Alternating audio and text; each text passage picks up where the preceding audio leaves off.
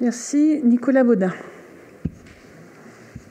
Oui, quelques mots sur ces orientations budgétaires. D'une part, je voudrais revenir sur la non-augmentation de la fiscalité, non-augmentation de la taxe d'habitation et de la taxe sur le foncier non bâti. Ça fait quand même 13 années consécutives que cela est le cas sur la ville de Besançon, donc c'est quand même quelque chose d'assez remarquable. Et pour autant, les différentes municipalités ont réussi à mener différents projets et une augmentation de la taxe sur le foncier bâti sur les 11 dernières années.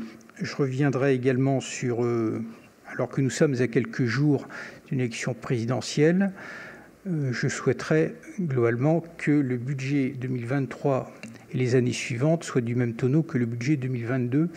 Et donc j'espère globalement que nous n'aurons pas à payer l'addition à la fois du quoi qu'il en coûte et puis également de ce qui se passe également en Ukraine. Un seul chiffre quand même sur le budget 2022 de l'État, c'est l'augmentation de 3% du budget de la défense. Ça représente 2 milliards d'euros. Et il est possible qu'après l'élection présidentielle, quel que soit le résultat, eh bien que les collectivités soient soumises à des restrictions extrêmement fortes. Donc je souhaiterais que les futurs parlementaires qui seront élus en juin prochain eh bien, s'engagent globalement sur une non-augmentation, une non-baisse des dotations aux collectivités sur les différentes années.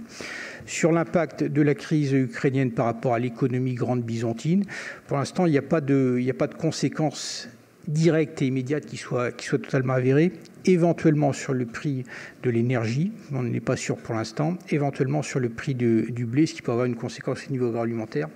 Mais en ce qui concerne par exemple des domaines comme le luxe ou bien les domaines de la mécanique, a priori, il n'y a pas de lien très direct entre ce qui se passe en Ukraine et l'activité économique sur le Grand Besançon. Enfin, je me réjouis de l'augmentation de la hausse du budget du CCAS, plus 1,5%.